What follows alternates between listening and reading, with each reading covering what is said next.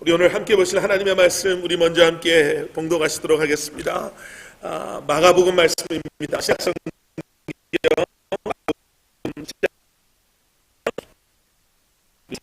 9절까지 말씀 저와 함께 한 절씩 교독하는 형식으로 읽으시고 우리 마지막 45절 말씀은 우리 다 함께 큰 목소리로 함께 봉독하시도록 하겠습니다.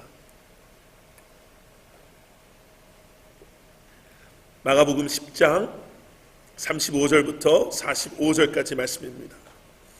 세베대의 아들 야고보와 요한이 주께 나와 여짜오되 선생님이여 무엇이든지 우리가 구하는 바를 우리에게 하여 주시기를 원하옵나이다. 시대 너희에게 무엇을 하여 주기를 원하느냐. 여짜오되 주의 영광 중에서 우리를 하나는 주의 오른 우편에 하나는 좌편에 앉게 하여 주옵소서. 예수께서 이르시되 너희는 너희가 구하는 것을 알지 못하는도다.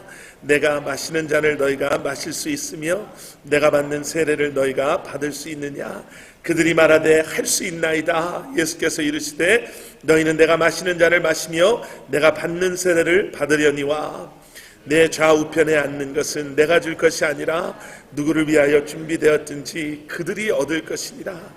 열 제자가 듣고 야고보와 요한에 대하여 화를 내거늘 예수께서 불러다가 이르시되 이방인의 집권자들이 그들을 임의로 주관하고 그 고관들의 그들에게 권세를 부리는 줄을 너희가 알거니와 너희 중에는 그렇지 않을지니 너희 중에 누구든지 크고자 하는 자는 너희를 섬기는 자가 되고 누구든지 으뜸이 되고자 하는 자는 모든 사람의 종이 되어야 하리라.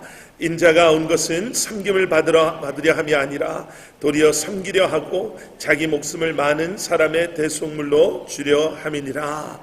아멘. 아멘. 야고보와 요한이 아주 조용히 예수님을 찾아옵니다. 그냥 제 상상 속에 그려보는 거예요. 다른 제자들이 볼까봐 아주 조심스럽게 예수님을 찾아옵니다. 무슨 비밀스러운 거래를 하는 사람들처럼요. 그리고 예수님께 와서 이렇게 이야기합니다. 예수님, 부탁이 하나 있습니다. 그런데 이 부탁 꼭 들어주셔야 됩니다. 오늘 보신 말씀에 나오는 것처럼요. 예수님께서 그들에게 물어보세요. 내가 너희들을 위해서 무엇을 해줬으면 좋겠냐? 이렇게 물어보십니다. 그랬더니 야고보와 요한이 예수님께 이렇게 이야기하죠. 예수님께서 영광 중에 계실 때 그들이 가지고 있었던 마음은요. 예수님께서 그 높은 자리에 앉으셨을 때 예수님께서 이 온 이스라엘의 왕 되셨을 때 우리 중에 한 사람은 주님의 우편에 그리고 우리 중에 한 사람은 또 다른 한 사람은 주님의 좌편에 앉게 하여 주옵소서. 이렇게 물어봐요. 예수님이 대통령 되시면 우리 형은 내무부 장관 그리고 나는 외무부 장관 시켜주십시오. 이렇게 예수님께 물어보고 나오는 거죠. 나중에 우리가 봐서 알겠지만 다른 제자들이 화를 냈다고 합니다. 왜 화를 냈을까? 아마 다른 제자들이 화를 낸 거는 야고보랑 요한이 정말 어떻게 그렇게 예수님의 마음을 모를까 때문에 화가 난 것보다는 아마 한 발 놓쳤네 우리가. 아니 근데 어떻게 저렇게 뻔뻔스럽게 저렇게 예수님한테 찾아가서 그렇게 자기들이 원했던 그거를 저렇게 이야기할 수 있었을까라는 그런 마음도 있었을 것 같아요. 억울했던 거죠. 내무부 장관 외무부 장관 빠졌으니까 그럼 이제는 뭘 하지? 뭐 이런 마음. 우리가 한 발 늦은 것 같은 그런 마음이 들었었을 것 같습니다. 우리는 이 말씀이 참 익숙하지요. 야고보와 요한이 마태복음에 가보면 어머니가 앞장서서 예수님한테 와서 어머니가 물어봤다라고 하죠. 어머니가 예수님 우리 두 아들, 우리 착한 두 아들, 능력 있는 두 아들, 예수님하고 처음부터 함께했던 두 아들, 예수님 동네 출신. 옛날에 한국에는 혈연, 지연, 학연 이 세 개가 있으면은 이게 없으면 세상에서 출세 못한다 그랬잖아요. 근데 누가 그러는데 이 세 개보다 더 센 게 있는데 그게 어머니의 치맛바락이라 그러는데 그것까지 야고보하고 요한은 갖춘 거예요. 다 가진 거예요. 엄마가 앞장서서 예수님 앞에 나와서 예수님, 우리는 예수님의 제자 1기생들 아닙니까? 예수님 제자학교 우리는 1회 졸업생들이고 예수님 동네에서 나왔고 세베대의 아들이라고 설명하는 걸 보니까 이 가문이 뭐 그렇게 막 뛰어난 가문은 아니었지만 별 볼 일 없는 가문은 또 아니었던 것 같다라는 예상은 해볼 수가 있죠. 그러니까 어떻게 보면요, 야고보와 요한은 창피함을 무릅쓰고 이렇게 예수님 앞에 나와서 이것을 물어봤습니다라는 그러한 관점보다는 저는 이런 생각이 드는 거예요. 야고보와 요한은 최소한 예수님 앞에 왔을 때 아니 우리가 이 정도는 물어볼 수 있는 거 아닌가 라는 마음이 있었을 것 같아요. 아, 예수님, 우리가 이 정도는 찾아 먹을 수 있지 않을까요? 우리 정도 예수님 쫓아다니고 우리 정도 예수님 옆에서 예수님의 이렇게 수발 들었다고 그래야 되나요? 예수님 옆에서 헌신하고 열심히 섬기고 이랬으면 예수님을 따라다닌 게 벌써 언제부터인데요? 예수님이 가장 먼저 불렀던 네 사람 중에 우리가 그 안에 있는 사람들인데 이 정도면 이 정도 요구할 수 있고 이 정도 받을 만한 자격이 있는 게 아닙니까? 이 정도는 우리가 말할 수 있는 거 아닙니까? 라는 마음이 있었을 것 같아요. 엄마까지 앞장서서 왔는데요. 우리 아들들은 충분히, 우리 아들들 정도 되면 충분히 예수님께서 예루살렘에 들어가셨을 때 이 정도 위치는 마땅히, 당연히 차지해도 될 것 같다라는 나름대로의 생각이요. 여러분, 권리라는 것, 그것을 사전으로 찾아보니까요, 사전상의 의미가 뜻이 뭐냐면 내가 당연히 주장하고 요구할 수 있는 자격 또는 힘, 이렇게 나와요. 네, 우리에겐 그런 권리들이 있잖아요. 뭐 영어로는 right, this is my right. 이런 내가 찾아서 내가 마땅히 누가 뭐라고 그래도 당연하게 내 것이라고 말할 수 있는 것, 내가 이 정도는 누릴 수 있다라고 말할 수 있는 것, 내가 이 정도는 내가 한 게 있으니까 내가 이 정도는 요구할 수 있는 거지요. 내가 나라에 이 정도 세금 내고 내가 나라에서 이 정도로 나의 의무를 다하면 내가 이 나라의 국민으로서 요구할 수 있는, 찾아 먹을 수 있는 그런 권리가 있잖아요. 국민의 권리. 그러니까 인터넷으로 찾아보니까 무슨 권리 뭐 별의별 권리가 다 있더라고요. 뭐 병원에서 환자의 권리도 있더라고요. 내가 환자로서 이런 돈을 내면 내가 돈을 내고 이 병원에 환자로 들어오면 내가 그 병원의 환자로서 내가 누릴 수 있는 권리들이 있다라는 거예요. 어떻게 보면 지금 야고보와 요한은 지금 이 권리, 자신들의 권리, 수석 제자들, 일기 제자들, 예수님의 최측근 제자들, 예수님과 처음부터 함께했던 제자들로서 주님, 우리가 예수님이 그 자리에 올라가시면 이 정도 우리가 요구할 수 있고 이 정도 누리는 건 당연한 것이 아닙니까? 라는 얘기를 하고 있는 거죠. 여러분, 오늘 말씀의 제목이요, 권리 포기입니다. 무슨이라는 말씀 아시죠? 예, 이 창은 이 방패는 그 어떠한 창도 뚫을 수 없습니다. 근데 그 방패를 파는 사람이 그 방패 내려놓고 옆에 있는 창 집어들면서 이 창은 근데 못 뚫는 게 없는 창입니다. 모순이잖아요. 앞과 뒤가 안 맞는 것. 여러분, 권리 포기가 어떻게 보면 모순적인, 우리가 영어로 말하면 악시모란이라고 그러잖아요. 악시모란. 그런 거 정말 뭐라 그러죠? painfully beautiful, 뭐 이런 표현 들어보셨나요? 너무너무 아름다운 걸 보면서 this is painfully beautiful. 너무 아름다워서 막 아프다. 한국말로 직역을 하면 제가 생각을 하다가 딱 생각난 게 정말 더럽게 이쁘다, 뭐 이런 거, 더럽게 아름답다, 뭐 이런 얘기 하잖아요. 예, 아름답고 더러운 게 어떻게 이게, 근데 그 의미를 아시죠? 예, 앞뒤가 다른 거예요. 권리 포기가 그거예요. 왜냐하면 권리에는 무슨 의미가 담겨 있냐면 이건 내 거라는 거예요. 이건 내 거. This is mine.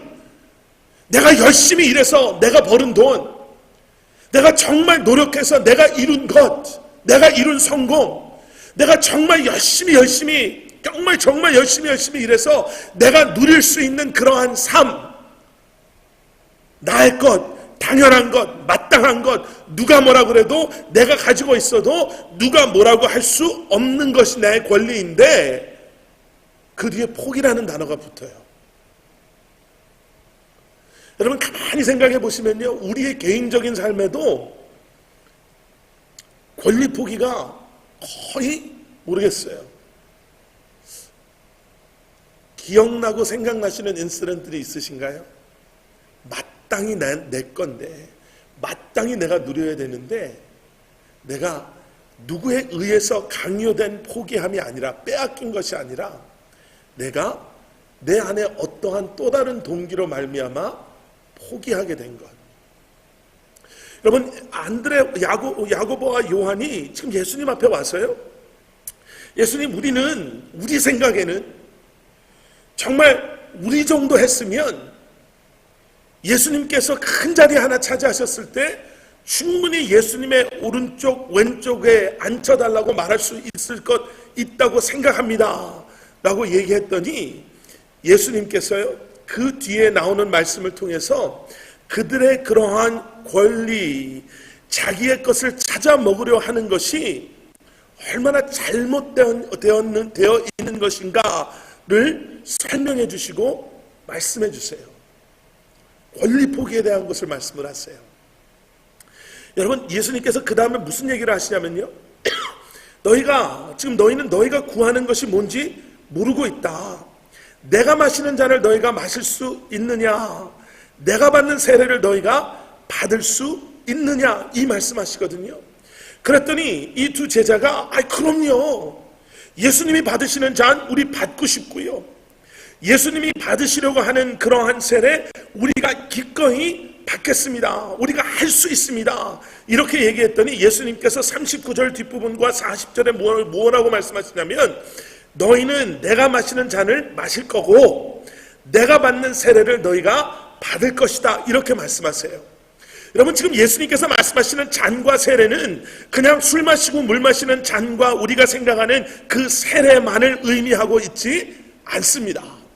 예수님께서 받으실 고난과 고통과 죽으심을 상징하는 거예요. 그래서 예수님께서 먼 훗날 요한과 야고보가 복음을 전하면서 순교할 것을 아시는 예수님께서, 그래, 너희가 지금 이것이 무엇을 의미하는지는 모르지만 언젠가는 너 역시도 내가 마시는 이 잔을 마시고 내가 받는 이 세례를 받을 때가 올 것이다 라고 말씀하세요. 여러분, 우리가 우리의 권리, 내가 내 것이라고 말할 수 있는 것을, 다시 말씀드립니다, 빼앗기는 것이 아니라, 강요되어지는 것이 아니라 주님께서 주신 그 자유함 속에 포기하는 삶을 살기 위해서, 지금 예수님께서 이 뒤에 45절에 말씀드린 것처럼 지금 너네들은 내가 이 땅의 왕이 되기 위해서, 이 땅의 권력과 이 땅의 높임받기 위해서 온 것으로 생각하고 있지만, 인자가 온 것은 오히려 섬김을 받으려 함이 아니라 섬기려 온 것이고, 자기의 목숨을 많은 사람들의 대속물로 주기 위해서 오셨다라고 말씀하시는 예수님께서 우리로 하여금, 마땅히 이것은 내 것입니다 라고 말하는 삶이 아니라, 주님, 내가 또 다른 내 안에 시작하신 이 선한 일, 주님의 동기로 말미암아, 동기부여하심으로 말미암아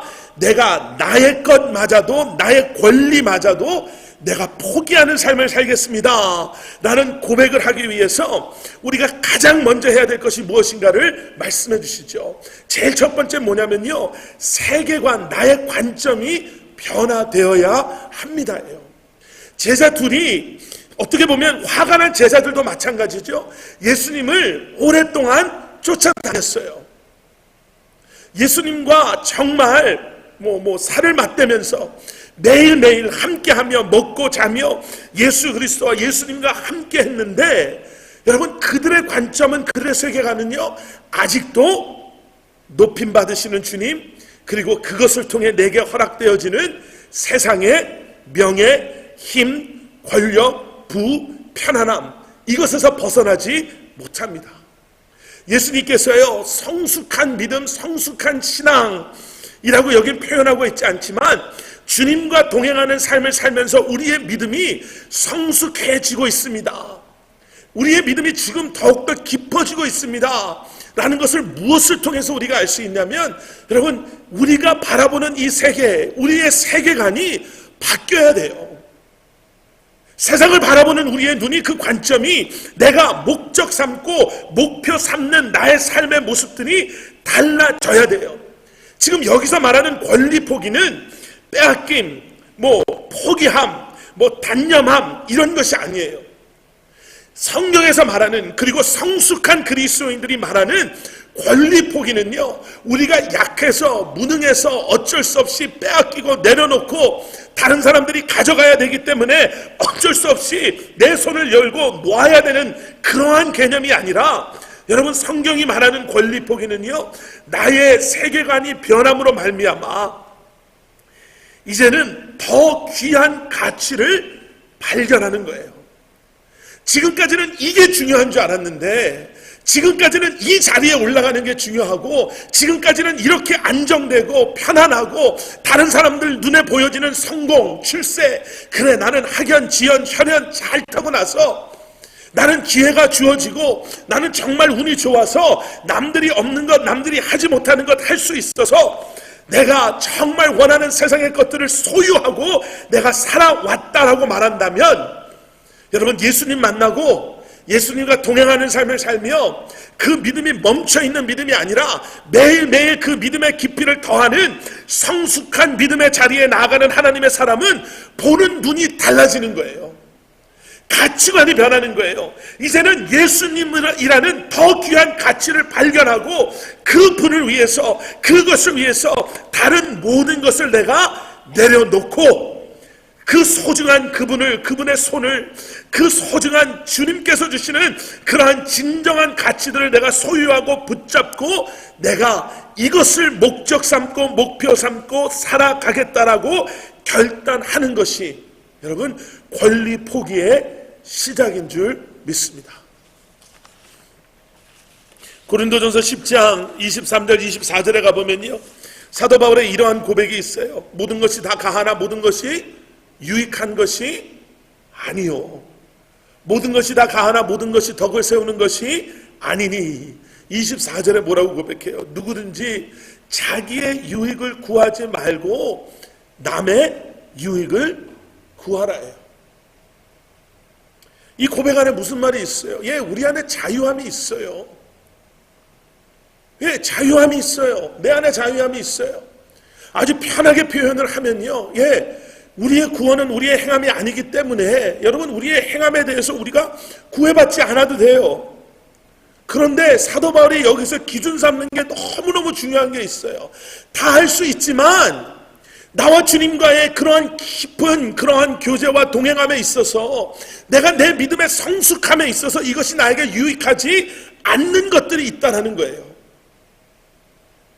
내가 자유하기 때문에 이렇게 살아도 됩니다. 요즘 그런 이야기를 하는 분들 있잖아요. 교회 다닌다고, 크리스찬이라고 부자 되지 말라는 법이 있습니까? 없어요. 그런데 여러분, 우리가 잘 깊이 들여다봐야 될 게 무엇이냐면, 그 물질이 나와 주님과의 관계의 깊어짐을 방해하고 있다라면, 그것이 무익하다면, 나의 삶의 모습 가운데 나와 주님과의, 그리고 내 믿음의 성숙해짐에 있어서 도움이 안 되는 것이 있다라고 내 눈에 보여지고 내가 깨달아 알게 된다면요, 그것이 모든 것이 가하다 할지라도, 여러분, 그것은 내가 기쁨으로 내려놓고 포기하고 뒤돌아설 수 있어야 됩니다. 나는 자유하기 때문에 이렇게 살아도 됩니다, 이건 내 구원과 상관이 없습니다 라고 말하는 어리석은 사람이 되어서는 안 된다라는 거죠. 요즘 믿음을 가지고 있다라는 사람들이 그런 이야기 하잖아요. Don't judge me. 하나님만 나를 저지하시고, 하나님은 내 행함이 아니라 내 마음을 보시고, 나는 내 행함으로 구원받은 게 아니라 내 마음, 내 믿음으로 구원을 받았기 때문에 내가 이렇게 살아도 내가 회개하면 다 용서해 주시고 하나님의 은혜가, 예수 그리스도의 십자가의 은혜가 나를 덮어주실 것이다. 틀린 말은 아니에요. 그런데 우리가 구원받은 목적이 그저 죽어서 천국 가는 게 우리의 목적이 아니다라는 것, 내가 지금 나를 향한 하나님의 계획하신 목적을 깨달아 아는 것, 내가 예수 그리스도를 닮아감으로 말미암아 이 땅에서 이제는 내가 주님의 축복의 통로, 전도의 통로, 선교의 통로 되기를 원하시는 하나님의 나를 향한 계획하심이 있기 때문에 모든 것이 가합니까? 네, 모든 것이 가합니다. 그렇지만 그것이 나에게 유익하지 않을 수 있습니다. 또 하나 기준을 뭘로 잡아요? 모든 것이 가하지만 모든 것이 덕을 세우지 않습니다예요. 나의 그러한 자유함이, 나의 그러한 내 스스로의 나의 삶의 모습이 나에게는 it's okay 이라고 말할 수 있지만, 나의 그러한 모습 때문에, 나의 자유함 때문에 내 주변에 있는 지체들이, 내 주변에 있는 가족들이, 믿지 않는 사람들이 그것으로 말미암아 실족하게 된다면, 여러분, 그것을 우리가 기쁨으로 포기하고 내려놓을 수 있어야 된다는 거죠. 여러분, 자유함이 편하다라고만 생각하시면 그건 굉장히 성숙하지 못한 믿음의 고백입니다. 우리가 성숙하지 못할 때는요, 자유함은 뭐를 의미해요? 내 마음대로를 의미하죠. 저희 집에서 제일 자유한 사람이 누굴까요? 저희 집에서 제일 자유한 사람은 엘리 하나죠. 걔는 그냥 애교 부리고 그냥 엄마 아빠 오케이만 받으면 자기가 하고 싶은 것, 자기가 원하는 것 그냥 마음대로 해요. 다 어지르면 누가 치울까요? 오빠들이 치우죠. 아빠는 안 치우고. 자기가 하고 싶은 걸 해요. 그런데 여러분, 우리가 성숙해지면서 자유함의 진정한 의미와 그리스도인으로서 자유함이 어떠한 능력을 우리에게 주는지를 우리가 성숙해지면 깨달아 알아야 돼요. 우리가 성숙하지 못했을 때는 자유함이 마냥 편안해 보일 수 있어요. 자유는 내 마음대로. 그런데요, 우리가 성숙한 그리스도인으로서 자유함에 대해서 생각해 보면 그 자유함은 무엇을 의미하냐면, 죄인이었을 때 내가, 죄에 얽매였을 때 내가 내 의지로 내 힘으로 할 수 없었던 그것을 성령님께서 나를 자유하게 하시고, 성령님께서 나에게 은혜와 능력으로 함께하여 주셔서 내 자유가 나를 위해서, 내 자유가 방종함으로 마음대로 사용되어지는 것이 아니라 그 자유함이 무엇을 하게 해요? 하나님의 뜻, 하나님의 계획하심 속에 믿음으로 결단하고 나아가게 하는 것을, 그 자유함이 우리 안에서 이루어 나갈 때 그것이 능력이 되는 거예요. 얽매여서 하는 것이 능력이 되는 것이 아니라 내게 주어진 자유함을 가지고, 여러분, 내가 나를 위해서, 나의 편안함, 나의 만족을 위해서 그 자유함을 사용하는 것이 아니라 이제는 나에게 그 자유함을 주시기 위해서, 오늘 권사님 기도에서도 그 말씀하셨잖아요. 죄 때문에 내가 죽어야 되는 그 십자가를 예수님께서 나를 대신해서 죽어주시고 부활하심으로 말미암아 우리에게 허락하여 주신 그 자유함을 가지고 이제는 내가 하나님의 자녀로서의 믿음의 결단과 믿음의 순종함으로 나아갈 때, 여러분, 그리스도인의 자유함이 얼마나 놀라운 능력으로 드러나게 되는지 모릅니다. 여러분, 바라보셔야 돼요. 그리고 그러한 온전한 모습을 예수님께서 이 땅에 오시고, 예수님께서 오히려 섬김을 받으시는 것이 아니라 예수님께서 섬기시고, 예수님께서 당신의 목숨을 죄인된 우리들을 위해서 대속물로 주신 그 모습을 통해서, 여러분, 우리는 그리스도인 하나님의 사람들에게 보여주신 그 권리 포기가 무엇인지를 보게 됩니다. 세상은요, 권리라는 이야기를 할 때 의무라는 단어를 주로 같이 사용을 합니다. 내가 내 의무를 다했기 때문에 나는 이러한 권리, 이러한 혜택을 누릴 수 있습니다. 어떻게 보면 내 중심적이죠. 근데 성경에서 나오는 권리는요, 여러분, 사랑과 자유함을 통해서 우리가 볼 수 있어야 돼요. 마치 우리는 하나님의 축복이 우리의 권리인 것처럼 생각할 때가 있죠. 내가 이렇게 열심히 교회 다녔고, 내가 이렇게 열심히 신앙생활했고, 내가 선교를 몇 번 다녀왔고, 내가 이렇게 많은 사람들을 전도했는데, 의무잖아요, 그거는. 그럼 하나님, 나는 당연하게 이런 것들을 보장받아야 되는 거 아닙니까? 편안한 삶, 최소한 넉넉한 삶, 아픔 없고 고통 없는 삶. 그런 성경은 예수님께서는요, 어쩌면 그렇게 온 두 제자들에게 예수님이 받으실 고통과 죽으심에 대해서 이야기하시면서 어쩌면 모든 것의 권리, 모든 것을 주관하시는 하나님께서 우리에게 보여주시고자 하시는 권리 포기가 뭔지를 보여주세요.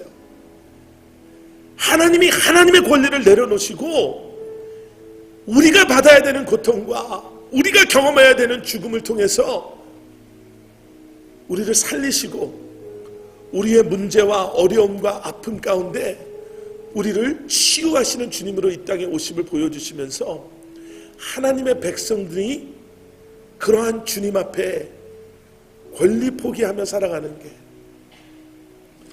여러분 며칠 전에요, 우리 지금 이 교회가 있는 데서 한 10마일 조금 넘는 것 같아요. 떨어진 곳에서 총기 사건이 있었죠. 말도 안 되는 일이 일어난 거예요. 저는 거의 정말 일찍 우리 구집사님이 이렇게 메시지를 보내주셔서 전 전혀 모르고 있었거든요. 저는 처음에 이게 사실인지 아닌지가 구분이 안 될 정도로 깜짝 놀랐어요. 그러면서 저한테 가장 먼저 들었던 마음이 뭐였냐면, 알면서 우리 아이들 중에는 혹시 마음이 먼저고요. 없지. 그리고 그 다음에 들었던 생각이, 우리 한국 아이들이 거기 많이 다닌다고 했는데 혹시 라는 생각이 들더라고요. 근데 그게 얼마나 부끄러웠는지 몰라요.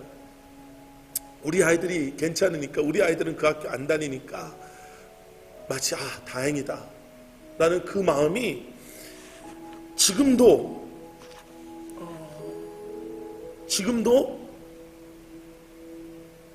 준비되지 않은 그러한 이별이라고 해야 되나요? 그것 때문에 힘들어하고 있는 부모님, 아내, 아이들, 또 그 커뮤니티를 생각해 보면 참 가슴이 많이 아프더라고요. 근데 그 중에 여러분도 들으셨을 거예요.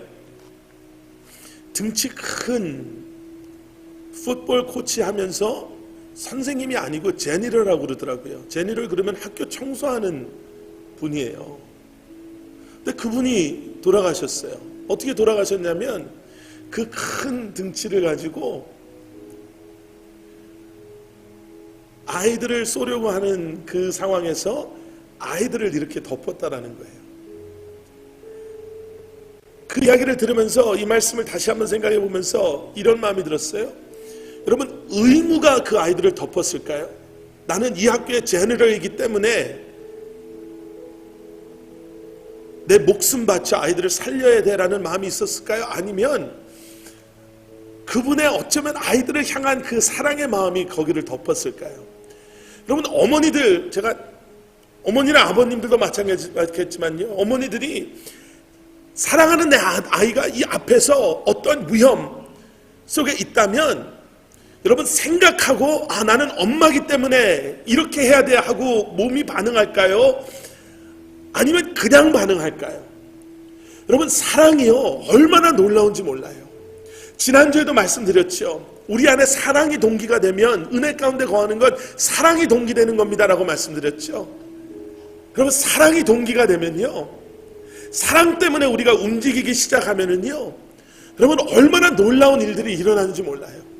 내 부족함이 보이는 게 아니라, 내 부족함은 보이지 않아도요, 나의 도움이 절실히 필요한 그곳이 내 눈에 들어와서 어쩔 줄을 모르는 거예요. 오늘 일부 예배 때는 제가 이렇게 말씀드렸어요. 총기 사건이 있으면 항상 무슨 얘기들이 나오냐면 총에 대한 얘기가 나와요. 이거 허락해야 되냐, 허락하지 말아야 되냐, 헌법이 우리에게 준 이거는 우리의 right, 그렇죠? constitutional한 right이다, 아니다, 애들이 얼마나 더 죽어야 되냐, 이런 얘기 나오는데, 여러분, 제가 우리 일부 예배에 나오신 분들한테 이렇게 말씀드렸어요. 우리 세 가지 마음 품어야 됩니다. 최소한 예수 그리스도의 그 소망 가운데 예수님이 Jesus is the answer 이라고 말하는 그리스도인들에게는 세 가지 마음이 있어야 돼요. 하나는 뭐냐면 함께 아파하는 마음이에요. 지금은 정답이 필요한 시간이 아니라 함께 아파해 줄 사람들이 필요한 거예요. 이거 이렇게 돼서 저렇게 돼서 이 사람 때문에 저 사람 때문에 총 때문에 정신질병 때문에 아니면 사회복지제도가 잘못돼서 그 아이에게 이런 문제가 있어서 그게 아니라 정말 아파하고 힘들어하고 어려워하는, 우리는 그 사람들 모르지만요, 여러분, 그 사람들의 아픔을 우리가 함께 기도하며 정말 우리가 해줄 수 없는 오직 예수 그리스도만이 그들을 위로해 주실 수 있고 그들의 그 아픔과 상처를 회복시키시고 치유해 주실 것을 확신하는 하나님의 사람이 그저 같이 아파해 주는 거예요. 두 번째 마음은요, 회개하는 마음이에요. 총의 문제요? 예, 총의 문제일 수도 있죠. 정신질환의 문제요? 예, 그럴 수도 있어요. 근데 여러분, 우리는 알잖아요. 이 모든 것의 중심에는 죄라는 것이 있다는 것을. 총이 없었을 때도 죄의 그러한 죄 때문에 인간은 악한 마음으로 서로를 힘들게 하고 아프게 하고 죽이고 싸우는 일들을 행해 왔었지요. 통계적으로 보면 작년 1년 동안 총에 의해서 죽임을 당한 사람의 숫자보다 4배가 더 많은 사람이 칼이나 망치에 의해서 죽임을 당했대요. 작년 1년 동안. 작년 1년 동안 총에 의해서 죽은 사람들보다 6배가 많은 사람들이 아무런 무기나 도구 없이 사람의 손에 의해서, 손에 맞아서 목졸림을 당해서 손 때문에 죽었다라는 거예요. 저는 여기서 뭐 이겁니다 저겁니다를 말씀드리고 싶은 게 아니라, 여러분, 회개하지 않으면요, 죄는 끝까지 이 땅을 슬픔과 아픔과 고통과 죽음으로 몰고 가요. 하나님의 사람들이 회개하는 마음을 이때 품지 않으면, 여러분, 우리는 하나님의 뜻과 계획하심과 멀어져 있는 삶을 살아가는 거죠. 마지막 세 번째 마음은요, 그럼에도 불구하고 우리가 품어야 되는 마음은 하나님의 거룩하심이, 영광이, 의로우심이, 자비와 긍휼하심이, 그 사랑이 이 땅에 임하게 하여 주시옵소서. 우리가 그 마음 품어야 돼요. 하나님의 사람이 그 마음으로 기도하지 않으면 이 땅에는 소망이 없음을 우리가 너무나도 분명히 알기 때문에, 하나님의 의로우심이, 거룩하심이 이 땅에 임하게 하여 주시옵소서. 내 권리를 포기하면요, 우리가 우리의 권리를 내려놓으면요, 이러한 마음이 우리 안에, 이러한 변화들이 우리를 통해 하나님의 사람들이요, 낮아지기를 선택하는 거예요. 기뻐하는 거예요. 하나님의 사람들이 더 낮아지고 더 섬기고 함께 아파하고, 우리가 모르는 사람을 위해서 중보하고, 우리가 모르는 그것을 위해서, 그리고 우리의 삶 가운데 하나님의 영광이 임하기를 기도할 때, 여러분, 놀라운 일들이 일어나게 될 줄 믿습니다.